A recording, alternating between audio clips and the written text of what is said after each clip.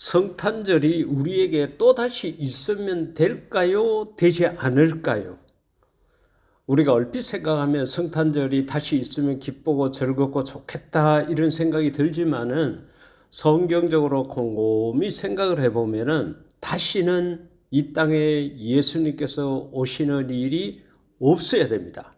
왜냐하면은 예수님께서 오신 목적이 우리 죄 사함을 위해서 오셨거든요. 죄에서 우리를 구원하시기 위해서 오신 것입니다.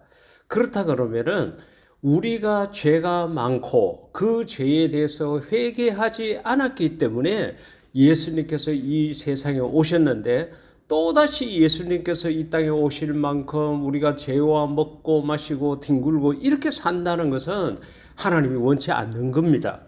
그렇기 때문에 예수님께서 다시 이 땅에 또 오시는 그런 성탄은 없어야 되겠죠. 하지만은 두 번째 성탄을 우리가 기대할 필요가 있습니다. 왜냐하면 이 두 번째 성탄은 예수님께서 재림하시는 것입니다. 이것은 우리를 심판하시기 위함이 아니라 우리를 구원하시기 위한 것입니다. 그렇기 때문에 이 두 번째 성탄은 있어야 되는데 이것은 우리가 맞이해야 되는 예수님이 이 땅에 아기로 태어난 그 성탄이 아니라 구름을 타고 오시는 재림을 제2의 성탄이라고 말할 수 있는 겁니다. 그렇다 그러면은 예수님께서 다시 오시겠다고 약속을 하셨습니다. 구름을 타고 오시겠다고 그랬습니다. 천군 천사들과 함께 오고 천사장의 나팔 소리를 비롯한 온 세상이 들을 수 있는 큰 소리로 온다고 데살로니가 전서에 기록이 되어져 있습니다. 그렇다 그러면은 그 예수님을 맞이하기 위해서 다시 말해서 두 번째 성탄을 맞이하기 위해서 우리는 무엇을 준비해야 될 것이냐? 우리 각자의 신앙의 연조에 따라서 그 영적 수준에 따라서 달리 생각할 수 있겠지만은 두 가지는 어느 누구 없이 꼭 기억해야 되는 겁니다. 첫째는 철저한 회개입니다. 마태복음 4장 17절 가운데 보면은 예수님께서 이 땅에서 행하신 첫 번째 설교가 기록이 되어져 있습니다. 이때부터 예수께서 비로소 전파하여 이르시되, 여기서 비로소 이렇게 했을 때 예수님 나이로 생각하면은 30이 되었을 때, 공생애를 시작하셨을 때라고 말할 수 있습니다. 비로소 전파하여 이르시되 회개하라, 천국이 가까이 왔느니라 하시더라, 이같이 말하고 있습니다. 그러니까 예수님의 첫 설교가 뭐냐 하면은 회개하라 이거였습니다. 그만치 우리가 지은 죄를 회개하지 않고 가리우고 숨기고 변명하고 이렇게 살아가는 모습이 너무 많다는 거죠. 예수님의 첫 설교가 회개하라는 겁니다. 왜? 천국이 가까이 왔다. 이 말은 천국에 들어가기 위해서는 회개가 선행되어야 된다는 것을 이야기를 한 것과도 같습니다. 그렇기 때문에 우리는 항상 언제 어떤 모습으로 우리 주님을 만나게 될지 모르니까 철저히 회개하는 생활을 해야 합니다. 매일같이 하고 시간마다 하고 순간순간 내 자신의 모습을 체크해 보면서 말씀의 거울 앞에 비춰가면서 내 자신이 회개하지 않고 있는 죄가 무엇이 있는가 이걸 살펴봐야 됩니다. 그런데 우리가 이 회개라는 것에 대해서 오해하는 부분이 많이 있습니다. 우리가 무조건 하나님 앞에 내 죄를 자백하면 용서해 준다 이런 막연한 생각을 가지고 있는데 마태복음 5장 23, 24절에서는 우리들에게 상세히 일러주는 회개에 대한 말씀이 있습니다. 예수님께서 직접 하신 말씀이거든요. 그러므로 예물을 제단에 드리려다가, 예물을 드린다는 것은 하나님 앞에 예배 드린다는 거죠. 얼마나 중요한 시간입니까? 우리가 휴대폰도 다 끄고 정말로 예배만 집중하려고 하는 거룩한 시간이요, 경건한 시간이지 않습니까?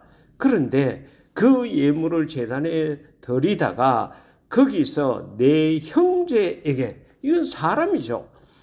물론 여기서 혈육적인 형제이기도 하겠지만은 우리 예수 그리스도의 피로 형제 자매된 모든 믿음의 사람들, 더 넓게는 모든 사람이라고도 말할 수 있습니다. 사람에게 원망 들을 만한 일, 이건 내가 잘못한 거죠. 내가 그 사람의 마음에 상처를 준 겁니다. 그 사람에게 물질적으로 손해를 입힌 겁니다.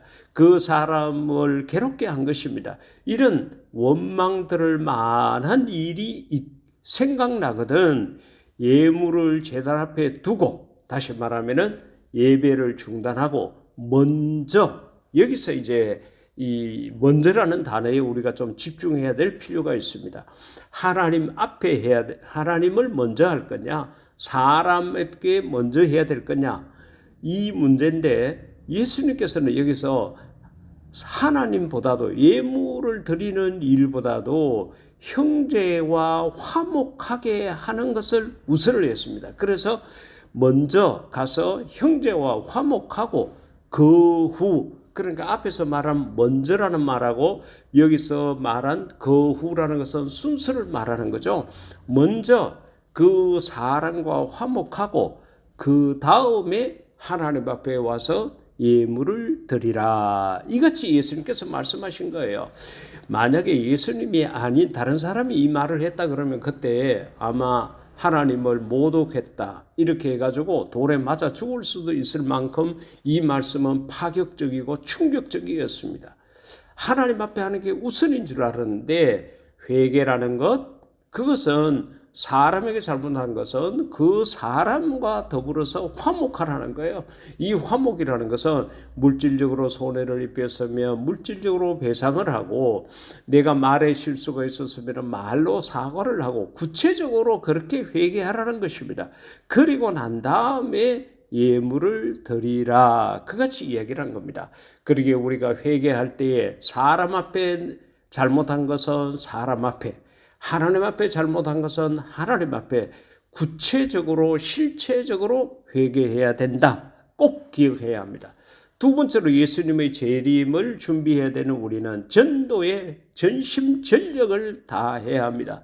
복음 전하는 일보다 우리에게 더 우선적인 일은 없습니다. 복음을 전하는 일보다도 더 급한 일도 없습니다.